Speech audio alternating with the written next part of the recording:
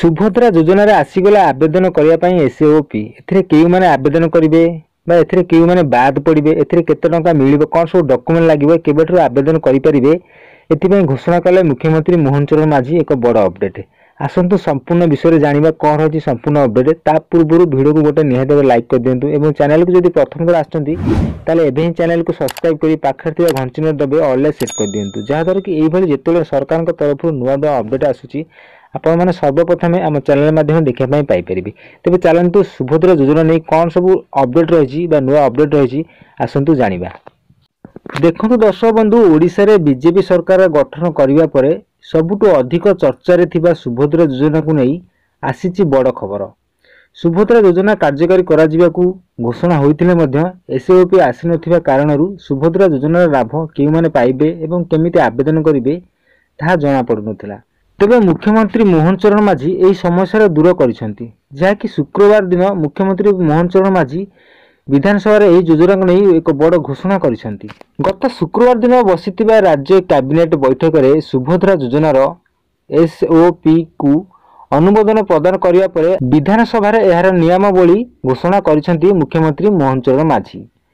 तेबे 21 वर्ष रु 60 वर्ष रु कम बयस मध्य महिला को मिलिबो एही सुभद्रा योजना टंका। डीबीटी माध्यम रे महिला को अकाउंट को जीवो टंका। राज्यर 1 कोटी रु अधिक महिला एहा द्वारा लाभवान होई परिबे। प्रत्येक वर्ष राखी पूर्णिमा और अंतर्जातीय महिला दिवस रे महिला को अकाउंट को जीवो 5000 टंका लेखे टंका। एही परी 10 वर्ष करी 5 वर्ष रे महिला को अकाउंट को मोट 50000 टंका देव बोली मुख्यमंत्री घोषणा करिसेंती कैबिनेट बैठक रे। तबे दर्शक बंधु जानि रखंतु आपण माने ए सुभद्रा योजना रे किपरि आवेदन करिवे। सुभद्रा योजना रे अंतर्भुक्त हेया पई आपण मानकू अंगनवाड़ी केंद्र ब्लॉक कार्यालय मो सेवा केंद्र जनसेवा केंद्र इत्यादि रे आपण माने मागणार उपलब्ध फॉर्म मिलुची आपण माने सेठारे आवेदन करि परिबे। सुभद्रा पई एक कॉल सेंटर मध्ये कार्यक्षम करा जिवो।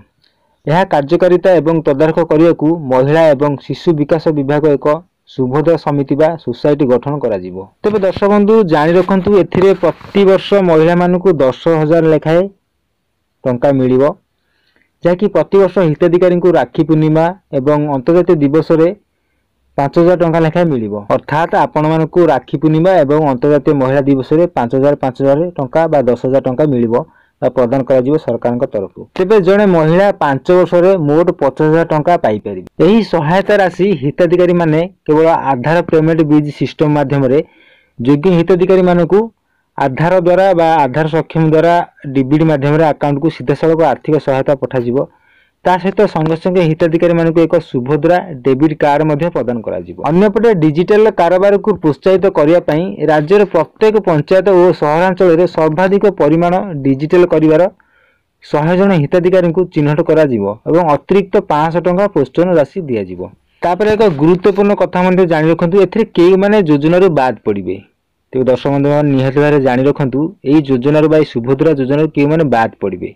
प्रथम तो जाणी रखु आर्थिक स्वच्छल वर्गर महिला एवं सरकारी चाकरी करुवा महिला और आयकर प्रदान करुवा महिला माने यही योजना रे सामिल हो पारे ना एथुरु बाद पड़े एथिपाई योग्य विवेचित हेबे नाही।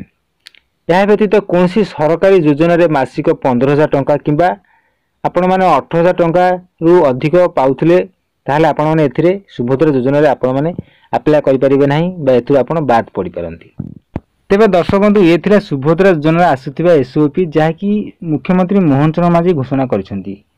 तेबे दर्शक बंधु आपण माने वीडियोटी देख सारला परे निहाती भाबरे कमेंट करंतु जे सरकार जहाँ कथा देथिले ता रखिले कि रखिले नाही ना लोकमान सहित प्रतारणा कले। तेबे दर्शक बंधु निहाती भाबरे आपण माने कमेंट द्वारा आपनकर मतामत रखंतु।